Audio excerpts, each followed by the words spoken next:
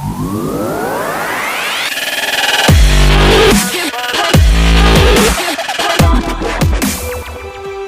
announcement trailer of episode 8 has given us the best footage of Luke Skywalker yet. We see strong emotion on his face and on Rey's. As the movie's novelization reads, Luke doesn't need to ask her who Rey is or what she's doing there. But you know what? Luke may know who Rey is, but I don't. Firstly, is Rey even her real name? I mean, who does she think she is? Cher? Madonna? Yoda? In this video, we are going to find out exactly who Rey is. So let's look at what we know. And don't worry, I'm only going to be considering sources which are considered canon. So as we know, Rey is dropped off on Jakku by unknown persons who Rey believes to be her parents. And she is left in the care of Unkar Plutt, played by Simon Pegg. Rey doesn't want to leave Jakku as she is utterly convinced that her parents are coming back for her.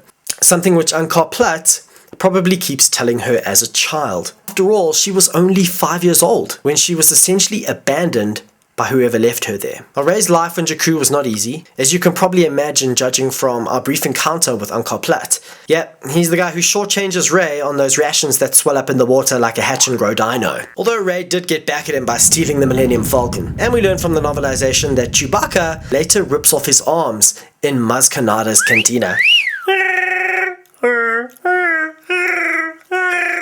Sorry, got a bit carried away there. Speaking of which, I'm surprised no one has come up with a Chewbacca is Snoke theory yet. Why don't you get on it, internet? Before the Awakening is an anthology book written by Greg Rucka, which focuses on the lives of Finn, Rey, and Poe Dameron prior to the events of the film. Here we learn a few interesting facts which help us understand what Rey's life was like on Jakku. She'd learned to defend herself early. She'd been in more fights than she could remember, more wins than losses, thankfully. She was good enough that the word had spread to stay clear of her and what she could do with her staff. Now this does somewhat help us understand her skills with a lightsaber. Fighting with a staff is similar, and so explains how she was able to hold her own in her duel with Kylo Ren. What this doesn't explain is the question on everybody's lips. How exactly did Rey just know how to use the Force? Mind tricks on a stormtrooper, reading Kylo Ren's mind, Force pulls in the snow, lightsaber dueling. Well, this excerpt from Before the Awakening may give us a clue as to how this could be. She half dreamt of being warm, of being small, lost memories,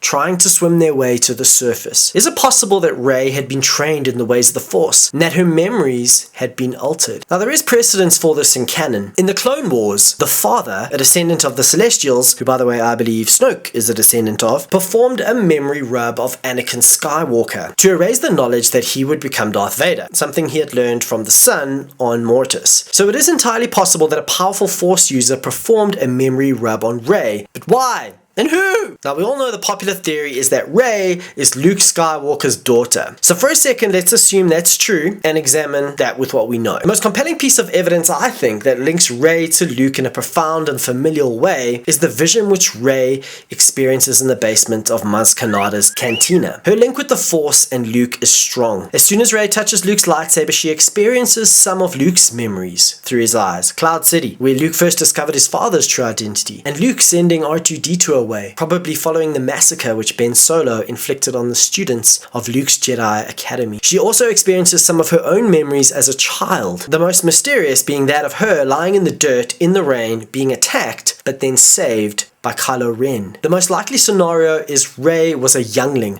or a Padawan at the Jedi Academy and was trained in the ways of the Force. The novelization of The Force Awakens further definitively confirms that Kylo Ren knew Rey 15 years ago. Rey appeared equally shocked that her reach for the device had exceeded his.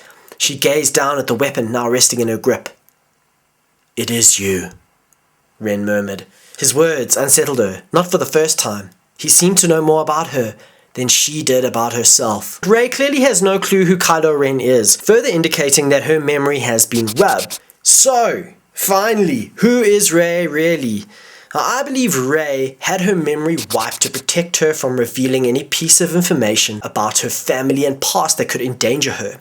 She was then dropped on a remote planet to not only protect her from Snoke and Kylo Ren, but also from her father, who is Luke Skywalker.